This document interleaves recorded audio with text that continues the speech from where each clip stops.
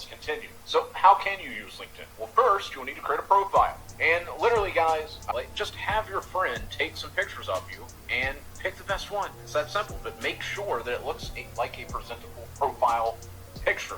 Now, back whenever I was probably your age, like rewind to probably 18-year-old me, I ended up asking my dad, hey Dad, can you take a picture of me? And I dressed up in my suit and I was looking all professional. You don't need to be like that. I thought that actually helped. Maybe it does to a degree, but you can just wear a nice shirt. That's really all that matters. Make sure that your header picture also looks semi-professional, kind of tells me what you do. Make sure that your bio on LinkedIn tells me what you're talking about, what your business is, and all of that. And then make sure to fill out the experience and certifications. And we'll be getting into this later, so just going ahead and letting you know. But make sure that you fill out your experience and your certifications and all of that. That way, if somebody comes to your LinkedIn profile, as you begin implementing what we're going to be discussing here today, and more and more people are coming to your profile, they have an idea of what it is that you actually offer. So that's very, very important. So from there, you can add other users to your network. It's important for you to network, or for your network to be on point, because these are the people who see your background, expertise, and daily posts. So as you start connecting with people, they're going to be able to look at your posts. They're going to be able to look at your expertise. So you're going to make sure that it's, like example, if you're offering some kind of business and then they go to your profile and it's a bunch of anime pictures and SpongeBob and all that other nonsense, well, they're going to be, okay, yeah, this is not who I want to work with. So from there, you can write blog posts, you can share commentary on articles, you can join LinkedIn groups, even search for jobs, or sign up as a freelancer. So one of the best profile features is skill endorsement.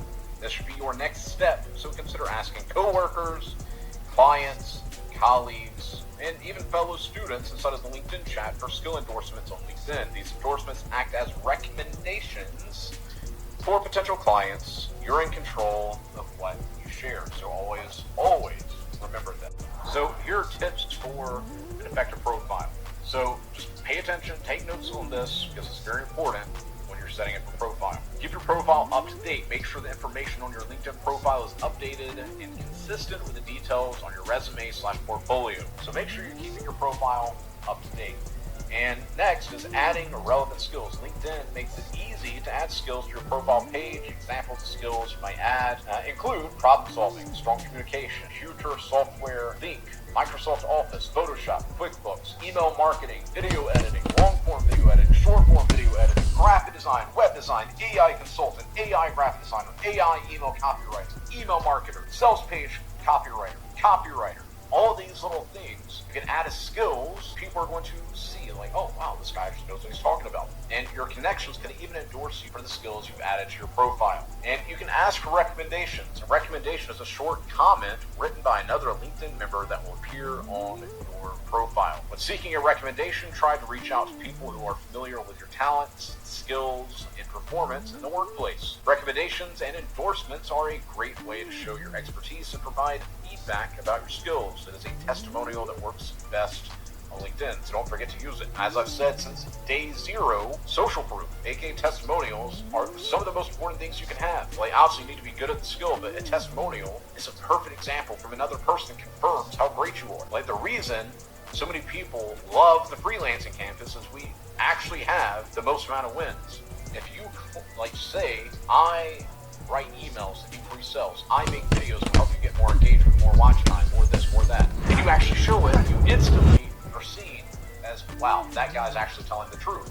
He's not just trying to talk big to sound impressive. You actually can deliver results for that business, and they're going to take you seriously. So when it comes to prospecting on LinkedIn, let's cover how you should search for prospects as you're spending time on LinkedIn. Do not use the main search bar. The only reason to use the main search bar is if you are looking for a specific profile and you know their name. Otherwise, there are other filters. So let's say you type in fitness into the main search bar, you'll get results with job titles.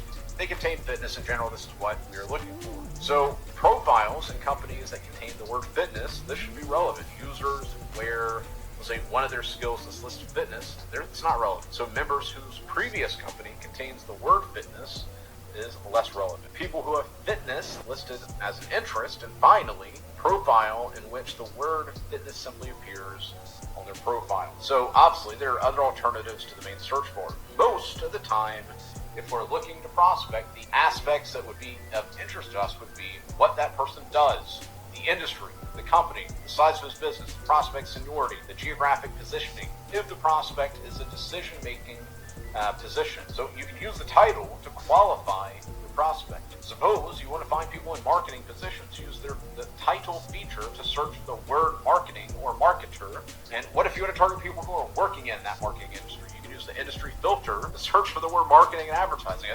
I don't think you realize how amazing this is, that you can actually target people that are actually useful whenever you're doing outreach. So you're not reaching out to some random fitness guru. You're reaching out to people that can actually make a decision on whether you work with this company or not. So you can use the title to qualify your prospect, the size of the company, the seniority of the prospect, and their status as the decision maker are only accessible, obviously, with the sales navigating function. Regardless, the title is much more useful when targeting prospects. So in my opinion, it is even the best qualification tool that you can use in the LinkedIn search. It often replaces the main search bar, which gives too imprecise of a result, and it becomes particularly powerful when using Boolean operators. That said, go and check if there's any. Now that you have an understanding of how LinkedIn operates and some of the steps you need to be taking on a day-to-day basis, let's continue in the next on how to actually go about finding clients and prospecting to find jobs you can take on to get experience, get paid, get trained, and all that type of stuff. Let's continue dominating LinkedIn together. And if you have any questions, make sure to reach out to me